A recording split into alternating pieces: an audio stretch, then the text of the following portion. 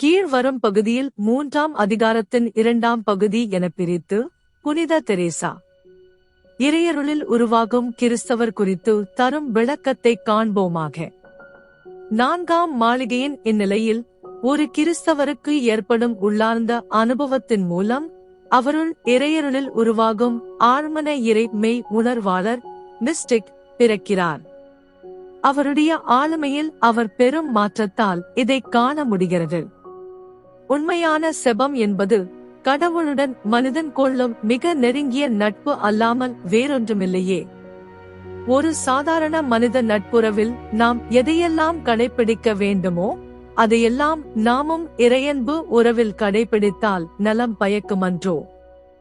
ஏனெனில் இத்தகைய அடிப்படை வாழ்வியல் பண்புகள் இல்லாமல் மனித மற்றும் இறைநட்பு உறவை நாம் நீட்டித்துக் கொள்ளவும் அதனை முழு நிறைவுக்கு கொண்டு செல்லவும் முடியாது அல்லவா? எந்த ஒரு நல்ல அந்தரங்கமான அன்புறவிற்கும் அது நீடித்து நிரந்தரமாக இருக்க கீழ்காணும் பண்புகள் அவசியம். ஒருவரை ஒருவர் நினைவு கூர்வது, உள்ளார்ந்த பரிமாற்றம், நெருங்கி வந்து ஒருவரையொருவர் சந்திப்பது, உரையாடுவது, வாழ்வை பற்றி பகிர்வது, தங்களிடையே உள்ள பொதுவான நம்பிக்கைகள், திறமைகள், எதிர்பார்ப்புகள், தங்களை பின்வாங்கச் செய்யும் பலவீனங்கள் போன்றவற்றை பகிர்தல், அவற்றை குறித்து எச்சரிக்கையாய் இருத்தல் போன்றவையாகும். எல்லாவற்றுக்கும் மேலாய் உறவும் நட்பும் நீடித்து நிலையாய் இருக்க வேண்டுமெனில் ஒருவருக்கொருவர் உண்மையுள்ளவர்களாய் இருத்தல் அடிப்படையில் அவசியமானதாகும்.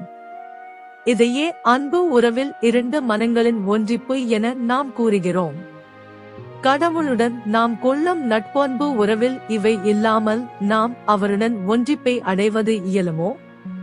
கடவுள் நம்மை படைத்தவராக இயக்குகிறவராக நம்முடன் எப்போதும் இருக்கிறார்தான். Ontological presence or union of God with his creatures. காண்க திருப்பாடல் 17, 27, யோவான் 1, 3 முதல் 4 வரை. எனினும் மனிதனே கடவுளையும் அவரது நட்புறவையும் மனமுவந்து தேட வேண்டும் அல்லவா? ஆகவே கடவுளுடன் நட்புறவு கொண்டு அதில் நிலைத்து வளர வேண்டுமெனில் ஒருவர் உண்மையாகவே கடவுளை தேடுபவராகவும் அவரது நண்பராக அன்பராக மாறவும் வேண்டும் அல்லவா?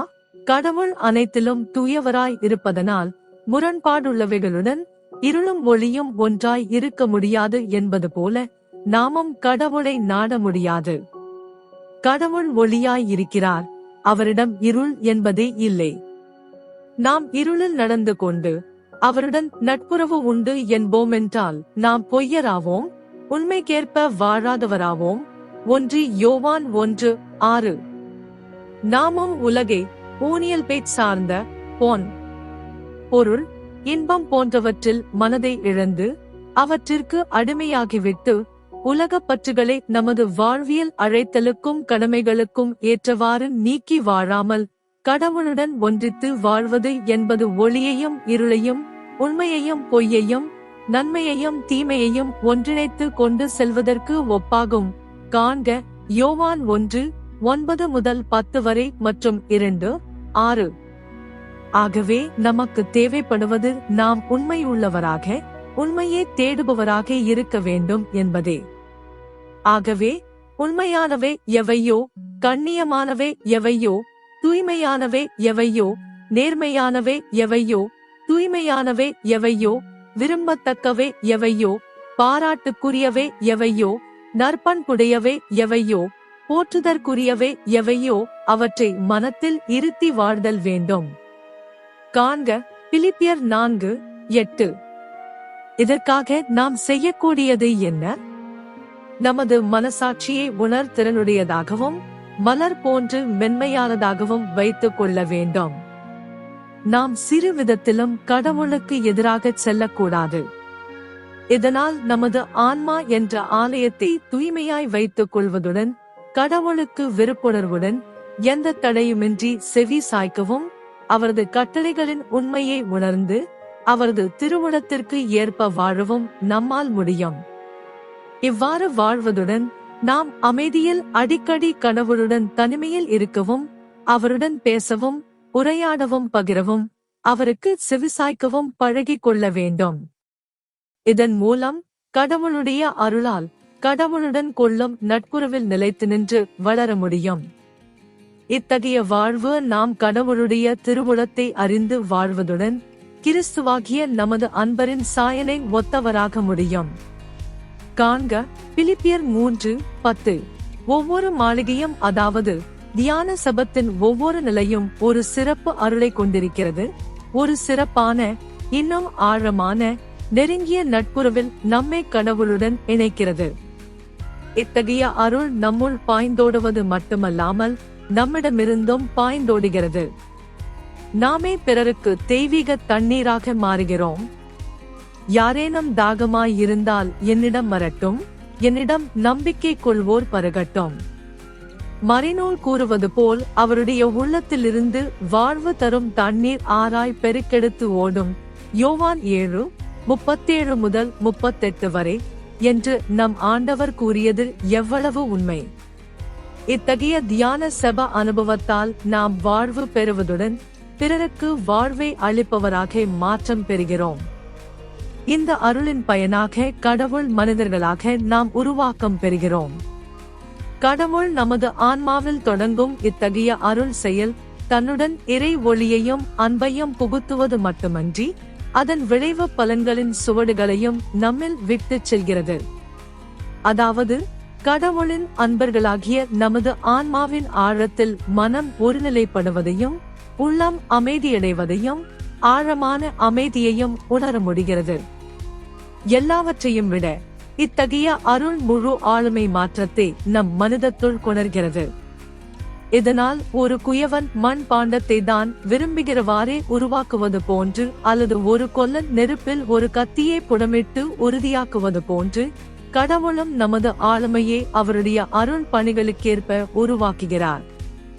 இதனால் நமக்குள் உளவியல் சார்ந்த ஒருங்கிணைப்பும், சைக்கோஸ்பிரிச்சுவல் இன்டெகிரேஷன், பண்பியல்புகளில் இணைவும் நிறைவும், இன்டெகிரிட்டி அண்ட் பெர்ஃபெக்ஷன் ஏற்படுகிறது. அதைவிடவும் நம்மில் இறையியல் மற்றும் கிறிஸ்தியல், தியோலாஜிக்கல் அண்ட் கிறிஸ்டோலாஜிக்கல் ஃபார்மேஷன் சார்ந்த உருவாக்கம் ஏற்படுகிறது. நாம் கடவுளுக்கு கொடுக்க வேண்டிய முதன்மையை உணர்ந்து வாழ முற்பட்டு கடவுள் நம்மில் சுதந்திரமாக செயல்பட நம்மை கையளிக்க முடிகிறது. இவ்வாறு கடவுளின் அன்பர்களாக நாம் புதிய இயல்பும் பார்வையும் புதிய செயல் அணுகுமுறையும் புதிய மதிப்பீடுகளும் கொண்டு வாழ துணிவு பெறுகிறோம். காண்க 2 கொரிந்தியர் 15:17-18 வரை, எசேக்கியேல் 36:26-28 வரை. இந்நிலையில் ஆழ்மனத்தில் பிளவுபடாத உள்ளத்துடன் கடவுளையும் பிறரையும் அன்பு செய்து வாழும் மனிதர்களாக வாழ ஆற்றல் பெறுகிறோம். நமக்கு உருமாற்றம் கண்ட மனதும் புதிய உளவியலான்மிக மற்றும் அருள் சார்ந்த பண்பியல்புகளும் உருவாகின்றன. நமக்கு கடவுளை பற்றி புதிய அன்புணர்வு ஏற்படுகிறது. வாழ்வை குறித்து, நம்மை சுற்றியுள்ள பிற மனிதர்கள், உலகம், சமூகம் மற்றும் திரு அவை சார்ந்தவை பற்றி புதிய பார்வையும் அணுகுமுறையும் ஏற்படுகிறது. இங்கு நாம் கடவுள் மனிதர்களாக உலகுக்கு தேவைப்படும் இறைவாக்கினர்களாக உருவாகிறோம். இத்தகைய மாற்றத்தின் அடையாளங்கள் எவை? 1. அருள் வாழ்வியல் மாற்றங்கள். செபிக்கும் மனிதர்களான நாம் நமது சிந்திக்கும், சீர்தூக்கி பார்க்கும், அன்பு செய்யும் விதத்தில் மாற்றத்தை உணர முடிகிறது. நமது அறிவும் சிந்தனையும் இங்கே அமைதி அடைவதாலும், recollection of the mind intellect, உள்மனம் அமைதியடைவதாலும், quietude of the will, இப்போது குறைவான சிந்தனை வழுதியானமும் அதிகமான அன்புணர்வும் தோன்றுகிறது. கடவுளின் அன்பை உண்மையாகவே நம்மால் உணர முடிகிறது. நமது மனம் கடவுளில் நிலை கொண்டவுடன் அல்லது மூழ்கியவுடன் நம்மால் கடவுளின் அன்பை சுவைக்கவும் அவ்வன்பு நமக்குள் ஊற்றப்படுவதையும் உணர முடிகிறது. இங்கே செபிப்பது என்பது அதிகம் பேசுவதோ சிந்திப்பதோ அல்ல, மாறாக அதிகம் கடவுளின் அன்பை சுவைப்பது, அவரது பார்வையில் அமைதியுடன் இருப்பது, கடவுளை அன்பின் எளிமையுடன் உற்று நோக்குவது ஆகும். Prayer of silent loving gaze or prayer of simplicity. உதாரணம், புனித குழந்தை தெரேஸ். நமது ஆன்மா இதயம் கடவுளின் எல்லையற்ற அன்பில் மூழ்கடிக்கப்படுகிறது. காண்க எபேசியர் 3:16-19 வரை. இந்நிலையில் செபம் என்பது அன்பராம் கடவுளின் அன்பை நமது முயற்சி இல்லாமலே அனுபவிப்பதாகிறது. இதற்கு தனது தாயை அன்புடன் பார்த்து கொண்டே இருக்கும் குழந்தையின் நிலைக்கு ஒப்பிடலாம்.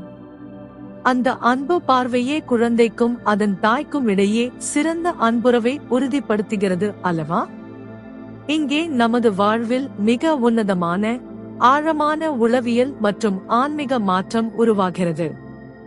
நம்மையே நாம் ஆளுகை செய்யும் ஆற்றல் பெறுகிறோம். நமது புலன்களையும் ஆற்றல்களையும் நமது இருப்பில் வைக்க முடிவதால் இங்கே உண்மையான ஆன்மீக பற்றற்ற மனம் உருவாகிறது. நாம் மனமுவந்து கடவுளுக்கு நம்மை அர்ப்பணிக்கும் உள்ளம் ஏற்படுகிறது. கடவுள் நம்மிலே அவர் விரும்புவதைச் செய்ய நமது இதயம் தாராளமாய் விரிந்து கொடுக்கிறது. 2. ஒழுக்கவியல் சார்ந்த நிலையில் ஏற்படும் விளைவுகள். நாம் கடவுளின் அன்பர்களாகி நாம் மிக விரைவாக முனைந்து நற்பண்புகளை நமது வாழ்வியல் நிலைக்கேற்ப கடைபிடிக்கவும் அடையவும் அவற்றின் மீது கவனம் செலுத்தவும் முடிகிறது. மேலும் இறையியல் புண்ணியங்களில் சிறந்த முன்னேற்றமும் வளர்ச்சியும் காண முடிகிறது. நமது இறைநம்பிக்கை உயிருள்ளதாக மாறுகிறது. கடவுளுக்கு ஊழியம் புரிய மிகுந்த ஊக்கம் உருவாகிறது. நமது தாழ்ச்சி உண்மையானதாகிறது. இத்தகைய மாற்றங்களின் ஆதாரம் நம்முள் வாழும் கடவுளே என்பதை நம்மால் புரிந்து கொள்ள முடிகிறது. 3. இறையியல் மற்றும் கிறிஸ்தியல் சார்ந்த வளர்ச்சிகள். இறையியல் சார்ந்த புண்ணியங்கள் நம்மீது ஒளி வீசுவதால் கிறிஸ்துவுடன் ஒன்றித்து வாழ்ந்து அவரது சாயலாக மாறுவதற்கு செப தியானம் எவ்வளவு உதவியாய் இருக்கிறது என்பதை உணர்ந்து இன்னும் அதிகமாய் அமைதி செபத்தை நாடுகிறோம். அகத்தில் அனுபவிக்கும் இத்தகைய தெய்வீக அமைதியால் அன்றாட உழைப்பையும் கடமைகளையும் சிலுவைகளையும் சவால்களையும் நம்மால் முகமலர்ச்சியுடன் ஏற்க முடிகிறது. அன்பின் கடவுள் நமக்குள் வாழ்வதால் நம்மால் அடிமை பயத்தை கடந்து வாழ முடிகிறது. காண்க 1 யோவான் 4:18. நாம் அன்புள்ள கடவுளுக்கு எதிராக ஒருபோதும் செல்லக்கூடாது என்ற உள்ளுணர்வுடன் வாழ முடிகிறது. கடவுள் அன்பானவர் என்பதை அனுபவித்து அவர் தரும் எதையும் ஏற்கும் மனம் உருவாகிறது. காண்க 1 யோவான் 4:16 முதல் 17 வரை, 19 முதல் 21 வரை. ஏனெனில் கடவுள் அன்பாகவே இருக்கிறார் என்று அடிமனத்தில் புரிதல் பதிய வைக்கப்படுகிறது. இங்கே கடவுளை அறிந்து கொள்ளும் அரசபாதை பெருவழி அன்பே, அமைதி செபத்தின் வழியாக ஏற்படும் அன்பின் அனுபவமே என்பதை புரிந்து கொள்கிறோம். காண்க யோவான் 4:8 முதல் 10 வரை. கிறிஸ்துவின் மனநிலையுடன் வாழும் ஆற்றல். நாம் நேர்மனத்துடன் நம் வாழ்வில் அகமன தியான செப முறையை பயிற்சி செய்யவும் நம்மையும் கடவுளையும் அறிந்து கொள்ள வேண்டும் என்ற ஆர்வமும் கடவுளை தனிச்சிறந்த விதத்தில் தன்னுள் அனுபவிக்கவும் தாகமாயிருப்பின் நம்பிக்கைக்குரிய கடவுள் நம்மை கைவிடார். அவரே நம்மை தேடி வந்து நமது இதயத்தின் ஆழத்தில் அவரது அன்பின் சுனையை திறந்து ஊற்றுவார். மேலும் கடவுளை சார்ந்த இத்தகைய அனுபவம் நமக்குள் கிறிஸ்துவின் மனநிலையோடு வாழும் ஆற்றலை தருகிறது. காண்க பிலிப்பியர் 5:9. நமக்குள் நிகழும் வியப்புக்குரிய மாற்றத்தால் நாம் கடவுளுக்கும் மனிதருக்கும் திரு அவைக்கும் உகந்த வளர்ச்சி பெற்று காண்க லூக்கா 2:40 மற்றும் 52. கடவுள் நம்மிடம் ஒப்படைக்கும் எத்தகைய ஊழியத்திலும் ஈடுபடவும் நாம் உந்துதல் பெறுகிறோம். நமது முயற்சியாலே நாம் அடைய முடியாதவைகளை இப்போது மிகச்சிறந்த ஞான பலத்துடனும் திடமனதுடனும் செய்ய முடிகிறது.